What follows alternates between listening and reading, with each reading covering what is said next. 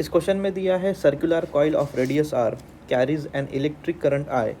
The magnetic field due to the coil at a point on the axis of coil located at a distance r from the center of coil such that r is greater than r, capital R, the magnetic field at a point is proportional to.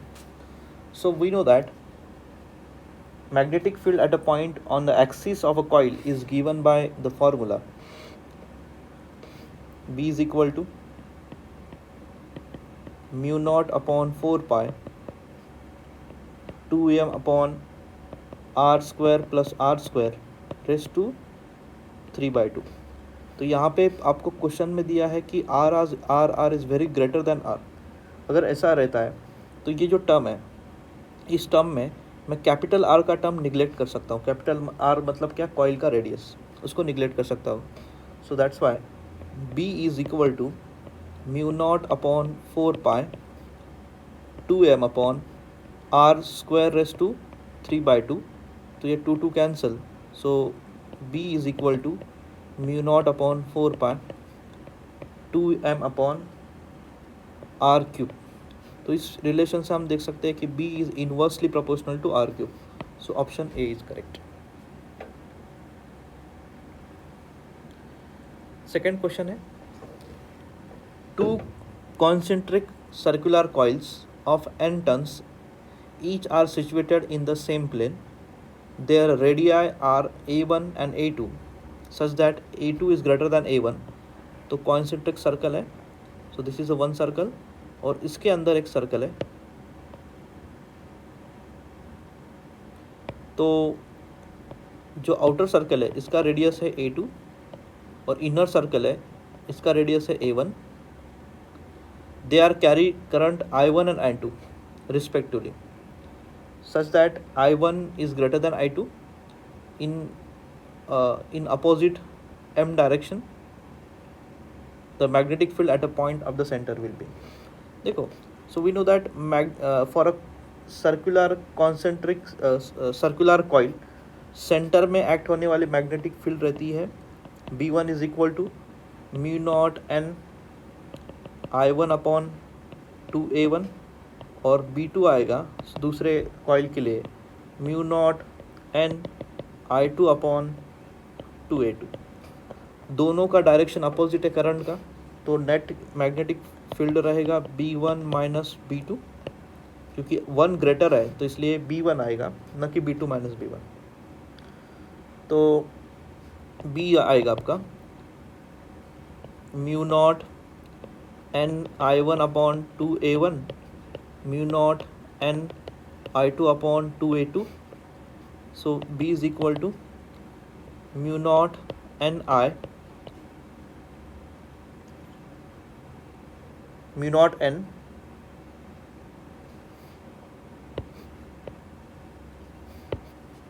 Upon 2 common निकलेगा तो bracket में बचेगा I1 अपॉन A1 minus I2 upon A2. So do cross multiplication. After doing cross multiplication we will get to mu naught n upon 2 bracket में I1 A2 minus I2 A1 divided by A1 A2. So option D is correct. Next, a bar magnet is held in perpendicular uniform magnetic field. The couple acting on the magnet is halved by the rotating it. Through what angle it should be rotated.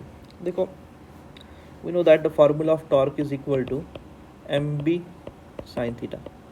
और m मतलब क्या, magnetic moment, और b मतलब magnetic field, and theta मतलब क्या, the angle between magnetic moment and magnetic field.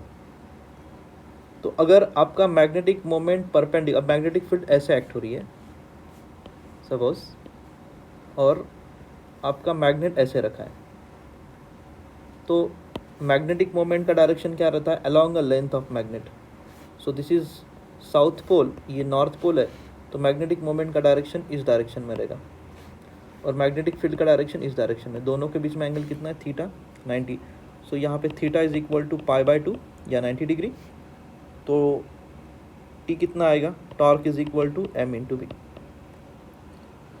Question में बोला है कि ये जो नया टॉर्क है वो मेन टॉर्क से आधा हो गया है, सो हम बोलेंगे tau dash is equal to tau by two. तो ये आ जाएगा टो डैश को मैं लिखूँगा M B sine of theta, और टो कितना है M B divided by two, तो ये M B get cancel. Sine theta की जो वैल्यू आएगी ये आएगी 1/2, और theta is equal to sine inverse of 1/2, और साइन इनवर्स ऑफ 1/2 आएगा near about sine inverse of 1/2, मतलब sign inverse of 0.5।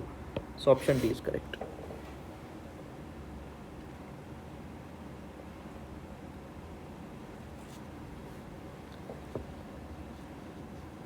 Okay. Next question is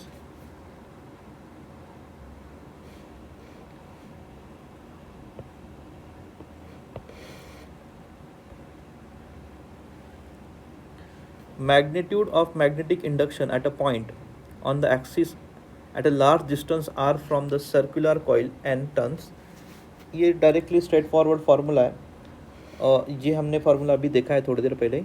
तो b इज इक्वल टू क्या आएगा, mu naught N I A square upon 2a square plus r square raise to 3/2। A मतलब coil का radius, और r मतलब क्या कि वो सेंटर से कितना डिस्टेंस पे पॉइंट लोकेटेड है। तो अगर आपका जो r है ये बहुत बड़ा है a से, सो मैं यहाँ पे a को निगलेक्ट कर सकता हूँ, तो ये हो जाएगा mu not upon 4 n I pi A square upon R cube. तो यहाँ पे मैंने पाई को एडजस्ट किया है, यहाँ पे पाई यहाँ पे पाई, क्योंकि एक्सप्रेशन में वैसा दिया है इसलिए आपको एडजस्ट करना पड़ेगा। तो ये आ जाएगा finally mu not upon 4 2 I A divided by R cube. So option A is correct.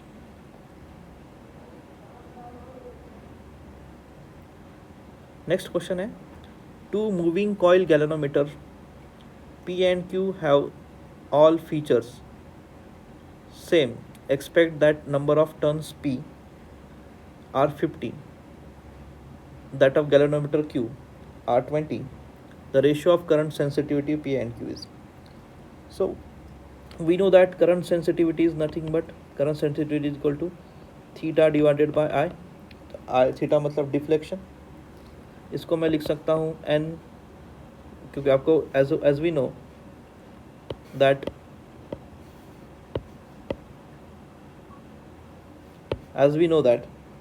so tau is equal to क्या रहता है, एक्सटर्नल टॉर्क इंटू, तो मैग्नेटिक फील्ड की वजह से लगने वाला टॉर्क।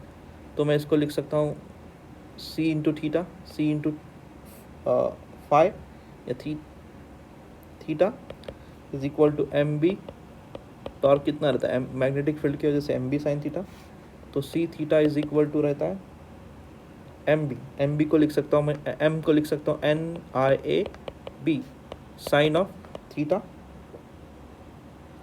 साइन थीटा बहुत छोटा होने की वजह से साइन थीटा को मैं थीटा से रिप्लेस कर सकता हूँ, तो सी थीटा कितना आएगा एन आई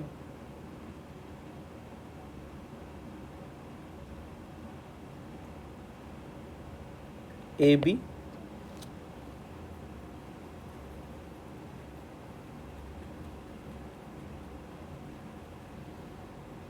मैग्नेटिक फील्ड मैग्नेटिक फ्लक्स का एंगल गैल्वेनोमीटर का डिफ्लेक्शन है, राइट, फाई, ये not theta, it is phi. तो ये थीटा मतलब क्या है, आपका मैग्नेटिक मोमेंट और मैग्नेटिक फील्ड के बीच में का एंगल, ये तो 90 रहता है, सो इसको ये हो जाएगा 1। तो फिर यहाँ से मैं फाई डिवाइडेड बाय आई निकाल सकता हूँ। तो फाई डिवाइडेड बाय, क्वेश्चन हमने क्लास में किया था, phi divided by is equal to N A B upon C, C लो या के लो, तो N A B divided by C. तो यहाँ से हमें ये पता चलता है कि ये जो सेंसिटिविटी है और एन, इसके बीच में डायरेक्ट रिलेशन है नंबर ऑफ टर्न्स का। तो मैं इसको लिख सकता हूँ S1/S2 is equal to N1/N2, capital N1 upon capital N2. So capital N1 and N2 are, N1 कितना है, नंबर ऑफ टर्न्स 50, N2 कितनी है, N2 कितना है 20. सो ये आएगा 2.5:1. ये फॉर्मूला निकाल सकते हो सेंसिटिविटी के साथ.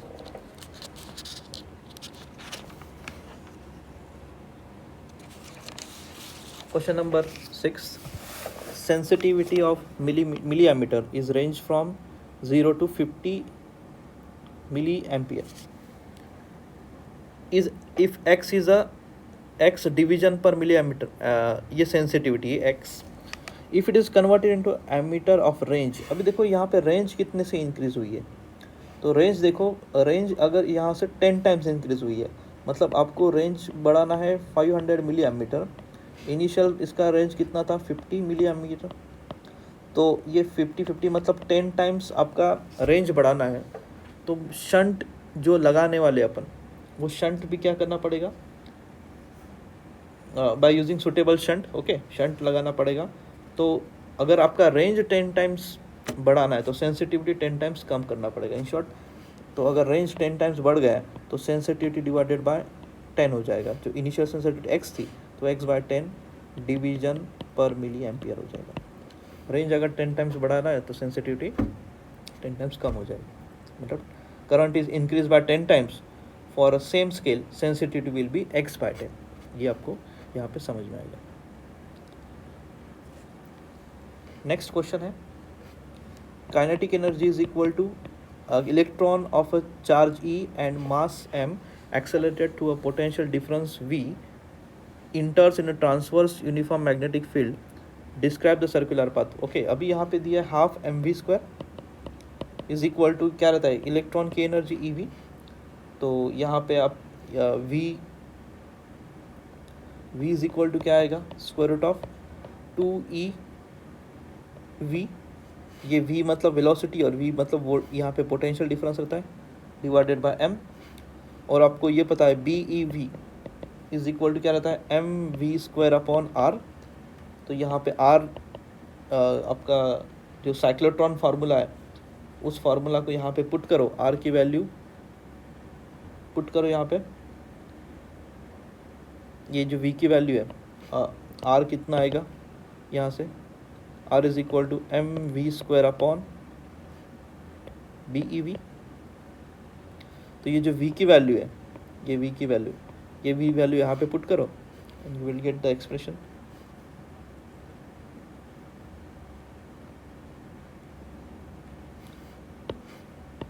ठीक है,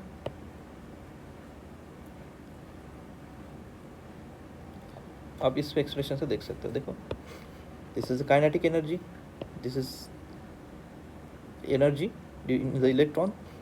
तो यहाँ से आप v निकालोगे, वेलोसिटी. वेलोसिटी कितना आएगा, square root of 2eV divided by m. और आपको ये पता है साइक्लोट्रॉन फार्मूला, साइक्लोट्रॉन फार्मूला में BeV, v मतलब वेलोसिटी, e मतलब चार्ज ऑन इलेक्ट्रॉन, b मतलब मैग्नेटिक फील्ड, और यहाँ पे वेलोसिटी. तो यहाँ पे पुट करो, यहाँ से r निकलेगा,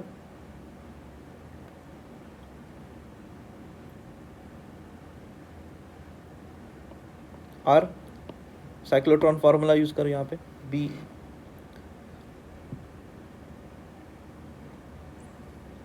BeR अपॉन BeR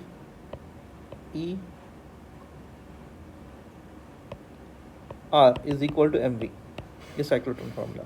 यहाँ से r निकालो, mv अपॉन BE. v की वैल्यू जो यहाँ पे निकाली है वो यहाँ पे पुट करो, यू विल गेट आंसर.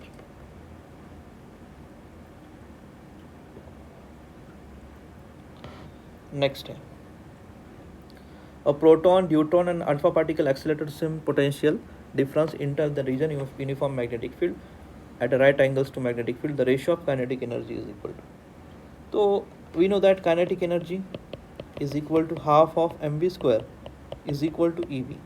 मतलब जिसके पास ज़्यादा चार्ज, मतलब e का वैल्यू, वो ज़्यादा उसका एनर्जी रहेगी. ठीक है, क्योंकि kinetic energy is directly proportional to e. तो आपके पास प्रोटॉन के पास एक ही है, एक चार्ज. न्यूट्रॉन के पास दो चार्ज है। न्यूट्रॉन के पास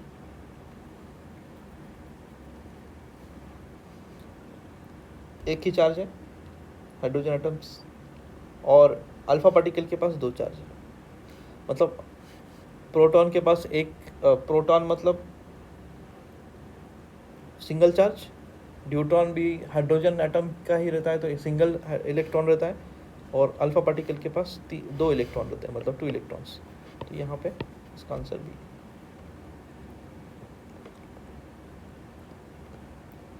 next question, a straight wire carrying a current I is turned into circular loop. The magnetic moment associated with it is, so it is very simple. Magnetic moment का formula m is equal to I into A. Circular loop है तो I is equal to क्या आएगा, pi R square. Okay, तो R कितना आएगा यहाँ से, square root of m divided by pi I, और आपको सर्कुलर लूप है मतलब L इज इक्वल टू क्या रहता है, टू पाई आर। तो यहाँ से L कितना आएगा, टू पाई आर, आर की वैल्यू रख दो, L इज इक्वल टू आएगा two pi square root of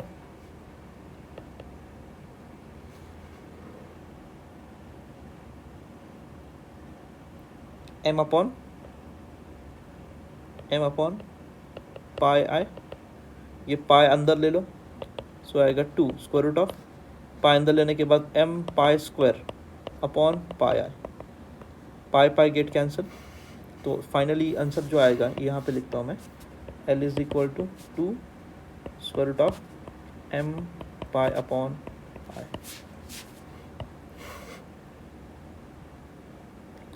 A charged particle always moving parallel to the direction of magnetic field. The magnetic force acting on the particle will be, magnetic force का formula है F is equal to Q V B sine theta. अगर charge particle का velocity और magnetic field के angle बीच में का angle अगर सेम पैरेलल मूव कर रहा है, मतलब वेलोसिटी इस डायरेक्शन में है और मैग्नेटिक फील्ड भी इस डायरेक्शन में है, तो दोनों के बीच में एंगल कितना रहेगा, जीरो। साइन जीरो कितना रहेगा, जीरो, तो फोर्स कितना रहेगा, zero.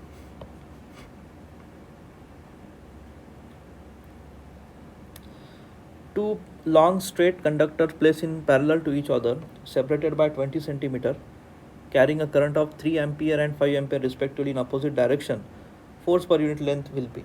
So we know that what is the formula, force F is equal to mu naught upon 4 pi to I1 I2 upon A। Put करो, तो यहाँ पे आप पुट करने के बाद आएगा 10 to the power -7, 2 multiply by I1 multiply by I2 into, तो force will be near about 15 into 10 raised to power -6, so force आएगा 1.5 into 10 raised to power -6, 15 into 10 to the power -6, और आपका वायर का length दिया है, इसलिए force per unit length, ठीक है, ये वैल्यू दी है, एफ बाई एल की वैल्यू रहती है फोर्स पर यूनिट लेंथ की, ठीक है। अब यहाँ पे हाँ 1.5 into 10 raised to power -5 newton metre पर मीटर। बट यहाँ पे एक प्रॉब्लम है कि इनका डायरेक्शन कैसा है।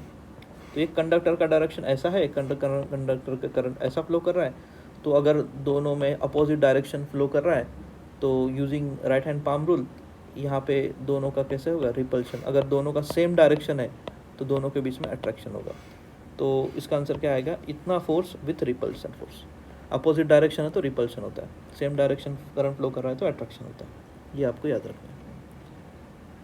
In cyclotron the charge particle undergoes acceleration all the time. Charge particle कभी भी एक्सेलरेशन होता है due to the electric field, और मैग्नेटिक फील्ड की वजह से क्या होता है, चार्ज पार्टिकल का डायरेक्शन चेंज होता है। A circular current carrying coil has a radius r. At what distance from the center of the coil and axis? अब यहाँ पे ये फार्मूला यूज़ करो, ये फार्मूला हमने क्लास में भी सॉल्व किया है। सो बी एक्सिस, एक्सिस पे किसी भी एक्सिस पे, मतलब ये कॉइल है और ये इसका अगर रेडियस आर है, तो यहाँ पे कहीं भी आर डिस्टेंस पे आपका मैग्नेटिक फील्ड कितना रहेगा वो आपको निकालना है। सो ये आएगा mu naught I R square upon 2 R square plus ये डिस्टेंस में एक्स ले लेता हूँ, एक्स स्क्वायर रेज टू 3/2। तो यहाँ पे आपको बोला है कि सेंटर पे जो मैग्नेटिक फील्ड रहेगी वो रहेगी एक्सिस से एक्सिस पे जो मैग्नेटिक फील्ड रहेगी। ओके, यहाँ पे आप देख सकते हो इसमें, हाँ, यहाँ पे बोला है जो एक्सिस पे मैग्नेटिक फील्ड रहेगी एक्स डिस्टेंस पे, वो सेंटर से कितनी रहेगी, 1/8। तो सेंटर पे मैग्नेटिक फील्ड कितनी है, म्यू नॉट आई अपॉन 2r, ये रहेगी 1/8 ऑफ एक्सिस पे कितनी मैग्नेटिक फील्ड है, mu naught I R square divide 2r² x² raise to 3/2। इसको सॉल्व करो, आपको x की वैल्यू मिलेगी जो कि मिलेगी x√3।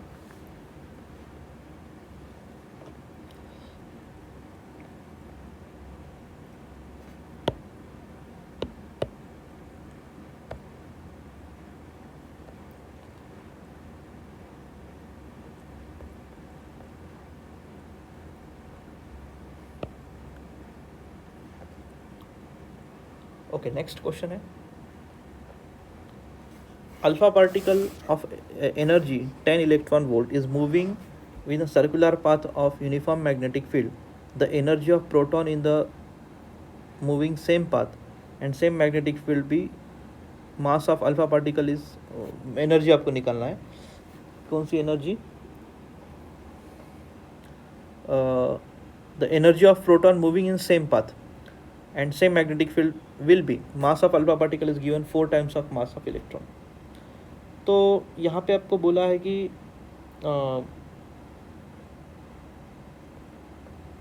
इसका रिलेशन क्या रहेगा।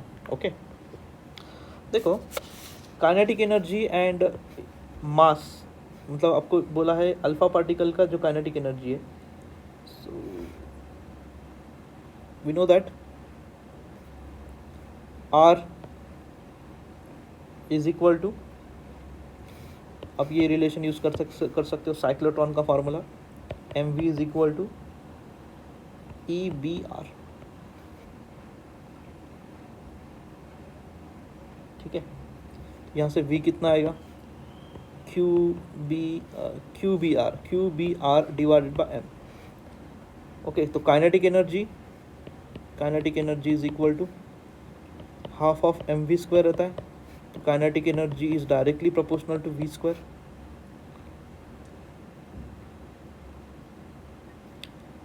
And kinetic energy is directly proportional to m। तो यहाँ पे पुट करो, kinetic energy 1 upon kinetic energy 2 is equal to m1 upon m2 into v2² upon v1² upon v2², v1² upon v2²। तो दोनों का रेशो ले लो यहाँ पे, तो यहाँ पे मैं इस क्वेश्चन को यहाँ पे सॉल्व करता हूँ। So Ke1 upon K2 is equal to, problem में बोला है कि मास ऑफ प्रोटॉन और मास ऑफ अल्फा पार्टिकल मतलब 4 times of mass of proton रहता है, और ये v का वैल्यू यहाँ पे रख दो, मतलब QBR तो सेम है, तो सब कैंसिल हो जाएगा, सिर्फ बचेगा क्या, Q। तो QP upon Q of alpha whole square. So K1 upon K2 is equal to MP get cancel, so 1/4 QP कितना रहता है, 2P अपॉन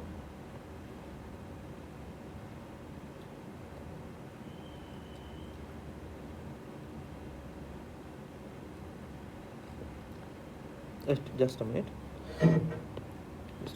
क्वेश्चन गलत हुआ है।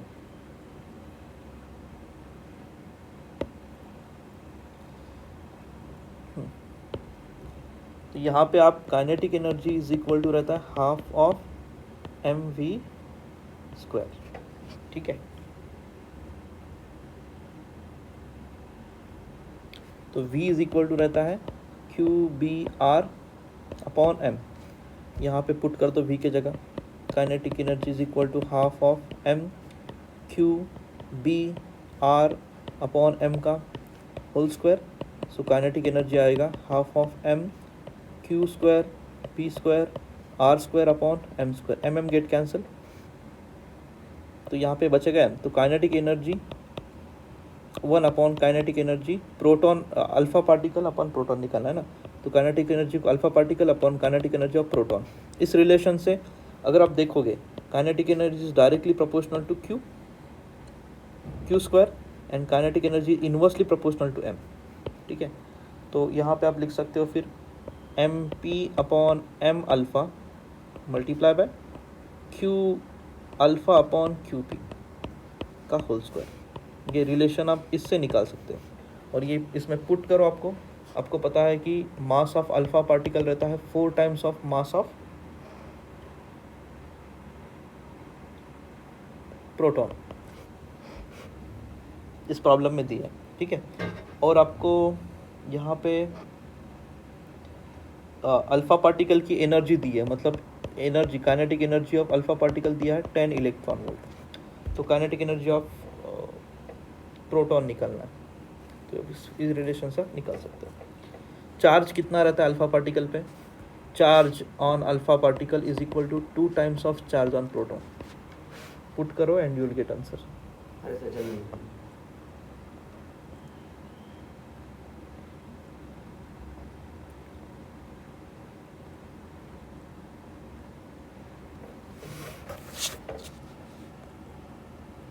Next question.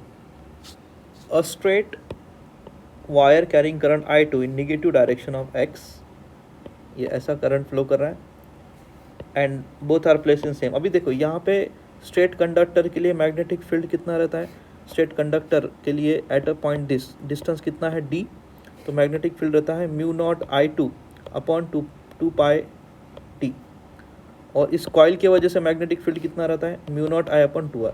अब देखो ये कॉइल में अगर हम राइट हैंड रूल यूज़ करेंगे, थंब रूल, तो right hand thumb rule use करेंगे तो मैग्नेटिक फील्ड ये कंडक्टर के लिए रहेगी आउटसाइड,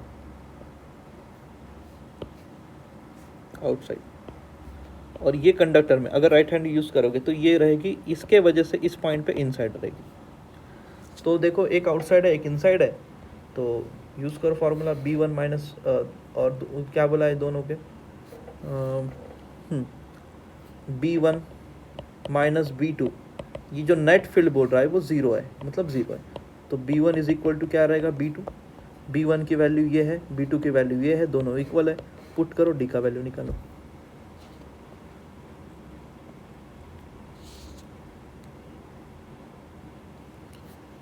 यहाँ पे स्ट्रेट फॉरवर्ड फार्मूला है GIG is equal to I minus G into ji.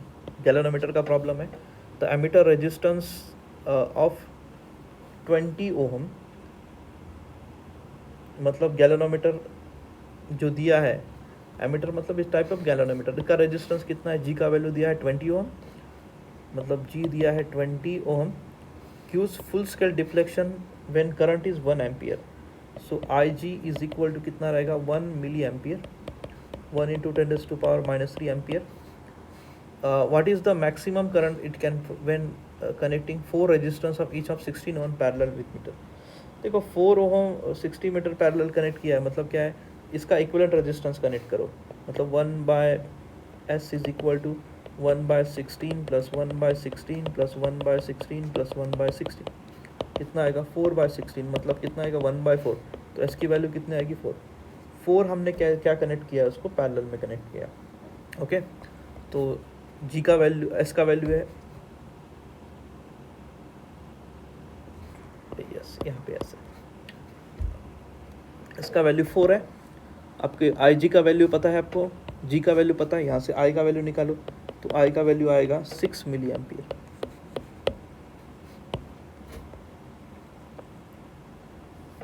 Next question, a straight wire carrying current I is bent to the semicircle of radius r as shown in the figure। देखो इस conductor के वजह से, क्योंकि ये conductor इसी plane से O से पास हो रहा है, तो इस वायर के वजह से मैग्नेटिक फील्ड O पे ज़ीरो एक्ट होगी। अब यहाँ पे आपको बोला है कि डिस्टेंस इसका निकालना है, ठीक है, जस्ट अ मिनट। तो पूरे सर्कल के लिए ये रहता है mu not I upon 2, circle का रेडियस r, बट ये हाफ ही सर्कल है तो इसका 1/2 कर दो, तो कितना आएगा? mu naught I upon 4 pi. This is your answer.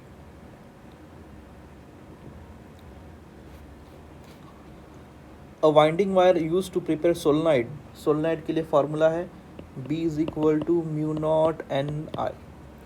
So B is equal to mu naught capital I upon L. तो आपको जो जो वैल्यूज़ दिए आपको solenoid bear a maximum current of 10 ampere. The length of solenoid is 80 centimeter and cross section of rod 3 centimeter. Required to length wire bending. अभी यहाँ पे length सोलनाइड से हमें क्या लेंथ ऑफ वायर बनाना है, ठीक है। तो यहाँ पे पहले एन निकालेंगे अपन, number of turns B L upon mu naught I. So N will be ये एन की वैल्यू, राइट। और लेंथ ऑफ वायर निकालना, तो एक कॉइल का रेडियस है आर, तो पूरे लेंथ कितना रहेगा 2 पाई आर, और इसको नंबर ऑफ टर्न्स मल्टीप्लाई कर दोगे तो ये वायर का लेंथ जो सोलनाइड जिस वायर से बना है उसका लेंथ मिल जाएगा मुझे। तो L is equal to 2 pi R, N की जगह B L upon mu naught I. 2 pi R की वैल्यू दी है, बी की वैल्यू दी है, एल की वैल्यू दी है, mu naught I. Put the values and you will get the answer 2.4 into 10⁻³ meter. By using this formula, solenoid formula, we can find the number of turns और wire का length निकालना है। तो एक coil का radius, आपको ये coil है बट एक सोलनाइड तो एक कॉइल से नहीं बनती है, तो इसका पेरीमीटर कितना है 2 पाई आर, बट सोलनाइड को नंबर ऑफ टर्न्स रहता है, तो नंबर ऑफ टर्न्स को मल्टीप्लाई कर दो तो मुझे टोटल लेंथ ऑफ वायर मिल जाएगा।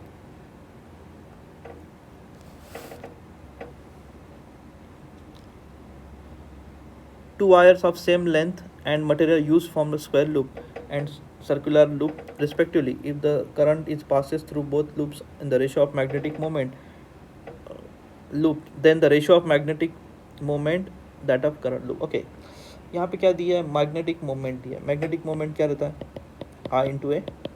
सो आई स्क्वायर लूप है तो ये कितना आएगा एल स्क्वायर, अगर लेंथ इसका एल है तो एल स्क्वायर रहेगा। तो फिर टोटल लेंथ कितना हो जाएगा इसका, total length 4L।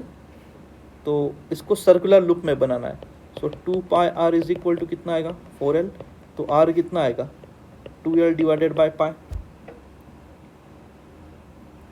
Are is equal to 2L divided by pi. तो स्क्वायर के लिए सर्कुलर के लिए मैग्नेटिक मोमेंट कितना रहेगा आई डिवाइडेड बाय ए, तो सर्कुलर के लिए magnetic moment I pi R square. So ये कितना आएगा I pi 2L divided pi का whole square. So magnetic moment M C कितना रहेगा I pi 4L square upon pi square. तो दोनों का रेशो लेना है, ये आपका स्क्वायर के लिए और सर्कुलर कॉइल के लिए। तो ये आएगा I L square pi upon I 4L square. तो ये आ जाएगा I get cancel, so pi by 4 will be answer.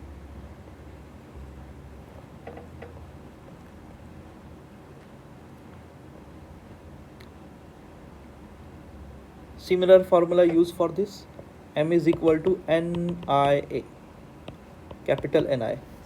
If number of coil turn है R radius है from the same coil, R मतलब उसी कॉइल से हमने R/2 रेडियस का बना, तो मैग्नेटिक मोमेंट का रेशो निकालना है। तो simple formula M is equal to क्या आएगा, M is equal to NI pi R square, और M डैश कितना आएगा NI pi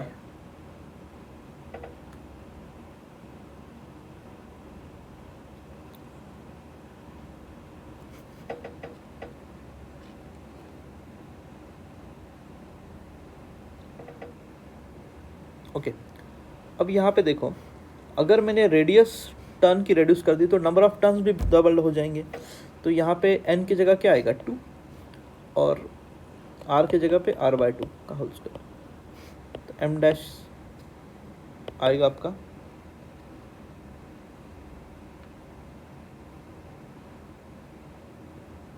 pi R square NI divided by 2। तो दोनों का रेशो ले लो, m dash upon m। If you take the ratio you will get answer 1/2। यहाँ पे एक बात याद रखनी है, देखो नंबर ऑफ टर्न्स पहले रेडियस r था, अगर रेडियस r था तो नंबर ऑफ टर्न्स कितने थे n। रेडियस को आधा कर दिया, मतलब ये रेडियस आधा करने के बाद टर्न्स बढ़ जाएंगे, तो टर्न्स कितने हो जाएंगे, डबल टर्न्स हो जाएंगे। ये बात आपको याद रखनी है, इस पॉइंट में ये पॉइंट याद रखना है और सेम सॉल्व करना है।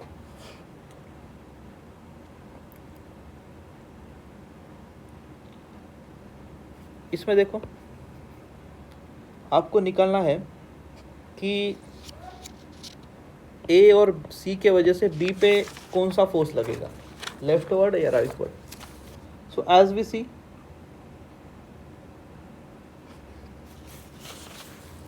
क्वेश्चन में दिया है 3 parallel wire carrying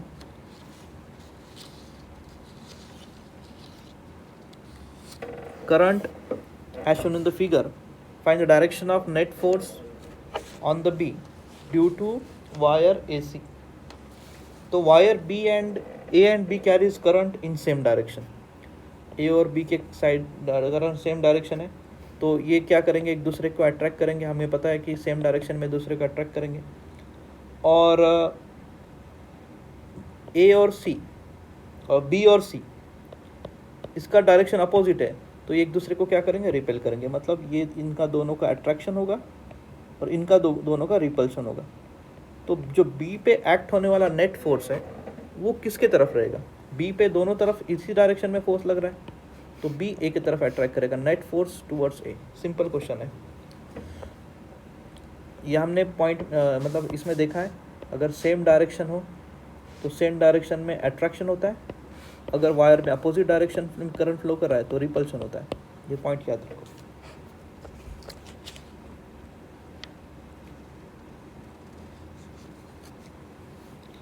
okay, current sensitivity of the moving calorimeter. Current sensitivity कितना दिया प्रॉब्लम में, 1 डिवीजन पर मिली एम्पियर दिया है। तो वोल्टेज सेंसिटिविटी का फॉर्मूला है V is equal to voltage sensitivity according to ohm's law, V equal to IR रहता है, राइट।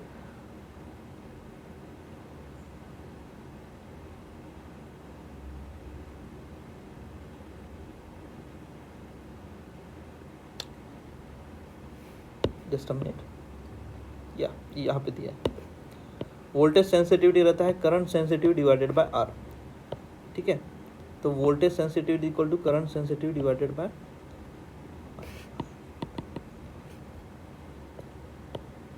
ये फॉर्मूला हमने क्लास में देखा है।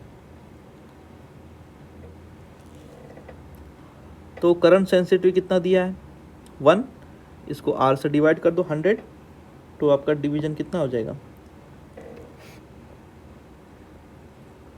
10 डिवीजन। ओम्स लॉ यहाँ पे यूज नहीं होगा, ये बात ध्यान में रखो।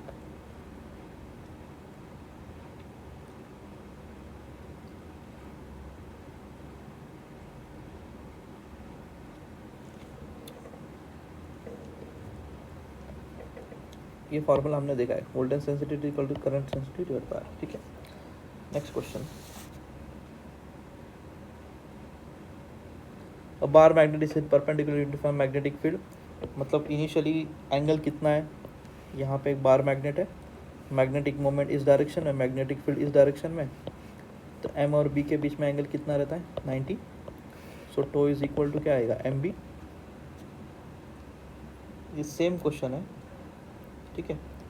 तो फिर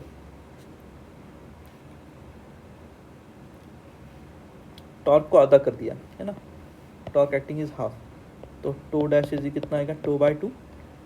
तो टो डैश इक्वल टू क्या आएगा MB divided by 2। Tau dash को लिखूंगा मैं MB sine theta divided by MB/2। MB get cancel, तो साइन थीटा आ जाएगा 1/2, थीटा आ जाएगा हाउ मच 30 डिग्री। तो बट आपको पूछा है कि it should be rotated an angle of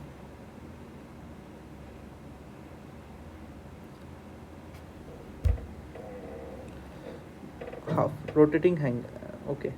तो कितना रोटेट करना पड़ेगा ये, इनिशियल ऐसा था वो, तो उसको कितना रोटेट करना पड़ेगा सो दैट आपके मैग्नेटिक मोमेंट और मैग्नेटिक मोमेंट का डायरेक्शन ये है और मैग्नेटिक फील्ड के बीच में एंगल रहेगा 30 डिग्री। तो उसको टोटल 90 में से 30, तो कितना सा रोटेट करना पड़ेगा, 60 डिग्री से रोटेट करना पड़ेगा, तभी दोनों के बीच में एंगल कितना बचेगा, 30 डिग्री बचेगा। ये पॉइंट ध्यान में रख लो। तो यहाँ पे आंसर कितना रहेगा, 60 डिग्री।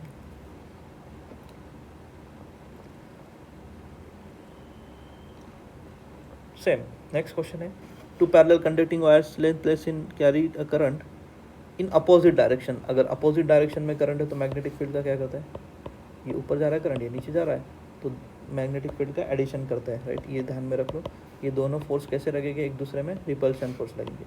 सो B1 प्लस B2, अगर आप राइट हैंड रूल यूज करते हो तो दोनों देखते हो ये ऊपर जा रहा है, मतलब अंदर की तरफ मैग्नेटिक फील्ड अंदर की तरफ रहेगी, इसके भी मैग्नेटिक फील्ड अंदर की तरफ रहेगी, ठीक है। सो ये आ जाएगा B is equal to mu nought, ये डिस्टेंस कितना रहेगा इस पॉइंट पे, D/2। So mu not upon I1 2 pi D/2 plus mu not upon I2 2 pi D/2। इसको सॉल्व करो, you get mu nought I1 plus I2 upon pi, you get answer this.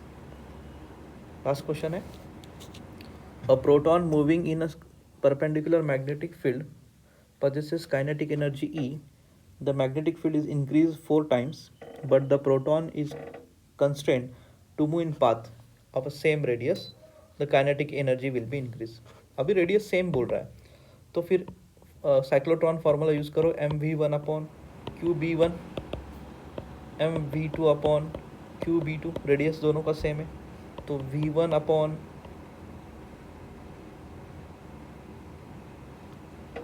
V1 upon B1 is equal to V2 upon B2।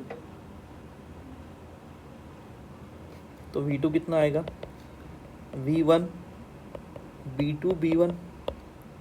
तो problem में magnetic field same बोल रहा है, okay, magnetic field same है, क्या बोल रहा है उससे, but total constraint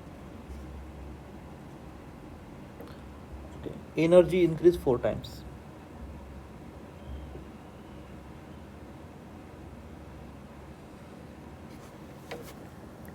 magnetic field increase 4 times, मतलब मैग्नेटिक फील्ड इंक्रीज 4 टाइम्स है। B2 is equal to 4 times of B1, तो यहाँ पे कट V2 कितना आएगा, 4 टाइम्स ऑफ V1। तो ये V2 मतलब फाइनल काइनेट वेलोसिटी, दूसरे केस में वेलोसिटी फर्स्ट केस के 4 टाइम्स है, ऐसे प्रॉब्लम में बोला है। तो आपको पता है kinetic energy 2 upon kinetic energy 1 is equal to V2 upon V1 का होल स्क्वायर। सो यहाँ पे V2 और V1 का रेशो कितना है, V2 अपॉन V1 का रेशो आएगा 4, यहाँ पे पुट करो। So KE2 upon K1 is equal to 4 square is equal to 16, मतलब काइनेटिक एनर्जी आपकी 16 टाइम इंक्रीज होगी। तो यहाँ पे ये क्वेश्चन पेपर सॉल्व होता है। कहीं डाउट हो तो क्लास में आप पूछ सकते हो।